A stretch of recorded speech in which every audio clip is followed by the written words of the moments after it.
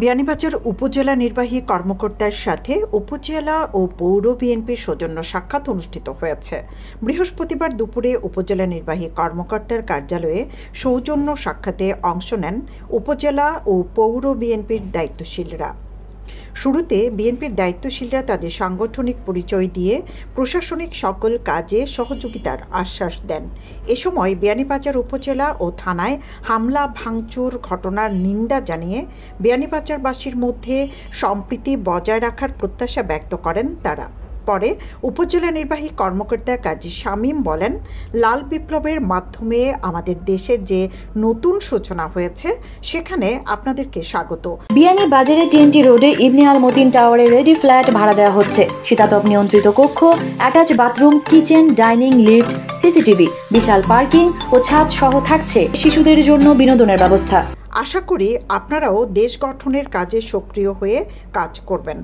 সৌজন্য সাক্ষাৎ শেষে সাংবাদিকদের সাথে আলাপকালে উপজেলা ও পৌর বিএনপি দায়িত্বশীলরা আন্দোলনের সফলতাকে ঘিরে অনেক সুযোগ সন্ধানে দুর্বৃত্তরা হামলা চালিয়ে ধ্বংস করেছে, তারা কেউই বিএনপির লোক নয় বলে মন্তব্য করেন তারা। সুহার্দের উপজেলা, এই উপজেলায় আমরা সবাই বাই বাই, আমরা যেন সমাজের সর্বস্তরে শান্তি শৃঙ্খলা বজায় রাখতে পারি, এটাই সবার প্রতি আমার প্রত্যন্ত অঞ্চলের নেতাকর্মী, সহযোদ্ধা, সহকর্মী সবার প্রতি আমার এই উদারত আহ্বান। যদি কেউ অপরাধ করে থাকে, যদি কেউ রাষ্ট্রীয় সম্পদ নষ্ট করে থাকে, সেটা সরকার তদন্ত করে তাকে আইনের আওতায় নিয়ে আসবে, এই প্রত্যাশাও রাখি। বিয়ানীবাজার উপজেলা বাংলাদেশের সব উপজেলার চেয়ে ব্যতিক্রম। এখানে সবাই এখন শান্তিপ্রিয় বসবাস করছে। কোনো সমস্যা বিয়ানীবাজার অঞ্চলের কোনো জায়গায় নেই। বিশেষ করে এই ধরনের গত 5 তারিখ বাংলাদেশের যে ঘটনা ঘটেছে, সেই ঘটনায় বহু জায়গায় আমরা স্বীকার করি যে হিন্দু সম্প্রদায়ের উপর আঘাত করা হয়েছে, কিন্তু একমাত্রই বিয়ানীবাজার উপজেলা যেখানে হিন্দু সম্প্রদায়ের বাড়িতে, তাদের মন্দিরে কোনো জায়গায় আঘাত হয় নাই। সেই দিন আমাদের আনন্দ মিছিলের পরপরই আমরা বসে একটা কার্যনির্বাহী কমিটি গঠন করেছি প্রতিটি মন্দিরের জন্য, প্রতিটি গির্জার জন্য। আমাদের সেখানে যুবদল, ছাত্রদলের নেতাকর্মী সবসময় পাহারা দিয়েছে এবং সুন্দরভাবে কোনো অসুবিধা হয় নাই। গত 5 জুলাই বৈষম্য বিরোধী ছাত্র আন্দোলনের পরবর্তী পরিস্থিতিতে সবাইকে শান্ত থাকার আহ্বান জানান বিএনপির দায়িত্বশীলরা।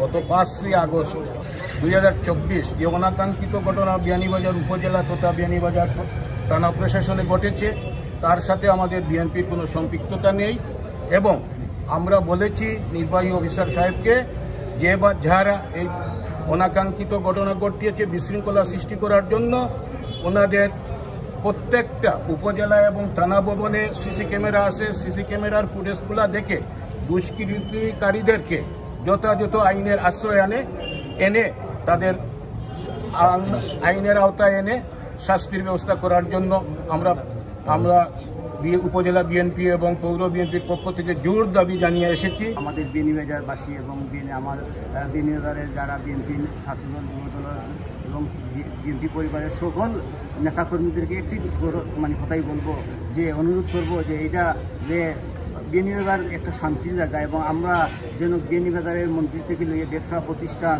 সব কিছু যেন আমরা নিজেরা আমাদের নিজ দায়িত্বে আমরা পাহারা দিই। এই ব্যাপারে আমাদের ইউনো সাহেবের সাথে কথা হয়েছে, উনিও সম্মত, যেন উনিও আমাদেরকে সহযোগিতা করবেন।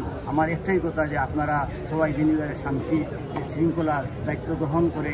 বিয়ানীবাজার উপজেলা নির্বাহী কর্মকর্তার সাথে সৌজন্য সাক্ষাৎ করেছি। আমরা গত 5 আগস্ট 2024 সালে যে অপ্রীত ঘটনা ঘটেছে আমাদের এই বিয়ানীবাজার উপজেলা প্রশাসন এবং উপজেলা থানায়,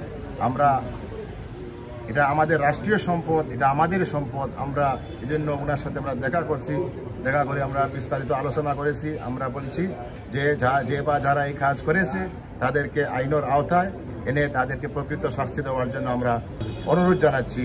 দলের নির্দেশনা ও সংবিধানের আলোকে পরিচালিত উপজেলা বিএনপির সাংগঠনিক ভিত্তি রয়েছে। এজন্য দেশ গঠনে বলিষ্ঠ ভূমিকা রাখতে বদ্ধপরিকর সংগঠনের দায়িত্বশীলরা। সৈয়দা আখি হক, এবিটিভি।